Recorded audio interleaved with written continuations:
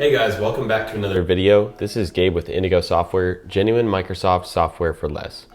So in today's video, we're gonna walk you guys through a guide of how to configure Windows 11 privacy settings. So this is not only going to help with Windows privacy, you may also see a little boost in performance from your computer. Now, if you're interested in any Microsoft software at a great price, check out Indigo Software. We'll have all the links in the description box below. So without further ado, let's begin today's video.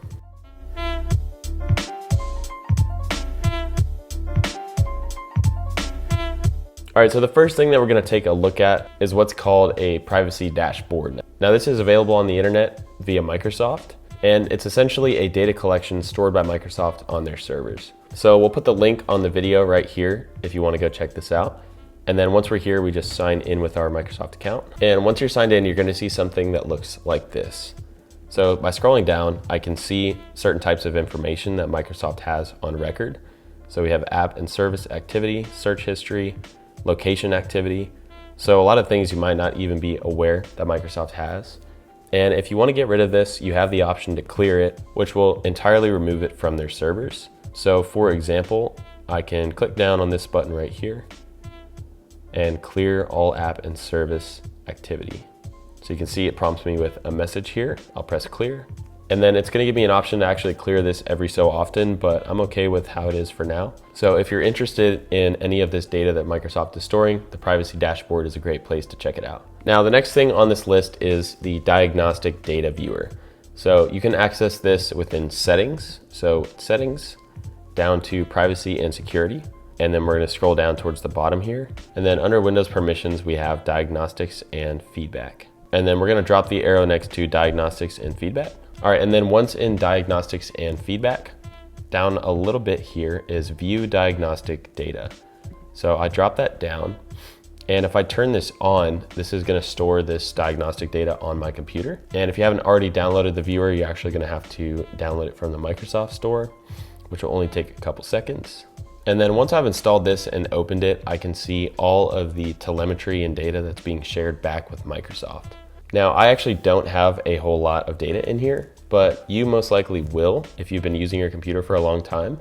And if you're not comfortable with the amount of data that's being shared with Microsoft, we're gonna look at some ways that we can limit that. First, we'd recommend that you set up a local account. All this means is that everything as far as the apps that you launch and the websites that you visit are gonna all be stored locally on your PC. Now, by doing a local account, you're losing out on OneDrive and Microsoft Store. So it does come with a few downsides, so you'll just have to make that decision for yourself. Now, if you did want to go ahead and set up a local account, we'll open up our settings once again. We're going to click Accounts.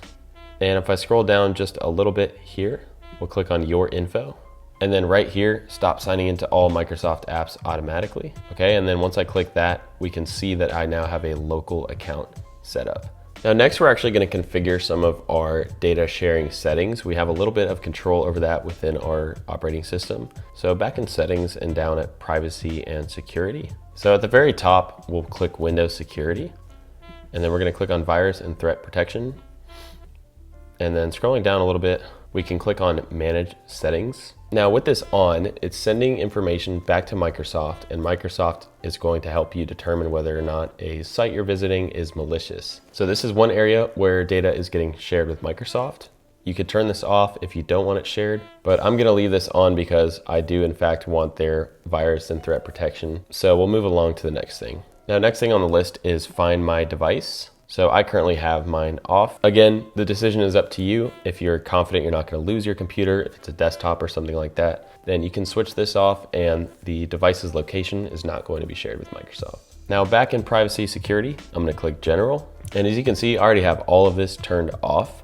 I'd recommend doing the same because all of these settings are going to use computer resources and they're going to share information with Microsoft. Now next, underneath General, we have Speech and Inking and Typing Personalization. I have mine off. If you want to use the features, that's fine. Just know that it is going to be sharing information with Microsoft. So same thing for Inking and Typing Personalization. I have mine turned on. The decision's up to you, but that's another setting where you can configure sharing with Microsoft. Next on the list, we have diagnostics and feedback. Now the top setting here, you can't change. This is required by Microsoft. And this is just basic non-personal information such as your computer specs. Underneath that, we have send optional diagnostic data. And Microsoft uses this data to make improvements to their products. I have mine off, and again, totally up to you here. And then at the very bottom of privacy and security, you can configure app permissions for all of these different apps and services. So you have location, camera, tasks, email, call history, and within each setting, you can configure what has access to this and what does not. All right, so that's gonna do it for today's video. A lot of the decision is completely up to you on how much data you wanna share back or not. For me, I have most of these settings turned off. I just don't really need them. I don't need to share information with Microsoft. Although I'm not necessarily afraid of it, I just want my computer to run efficiently, and that's it for me. So if you guys found this video helpful, we'd really appreciate a like, comment, subscribe, and share. And if you have any questions, just let us know in the comment section below.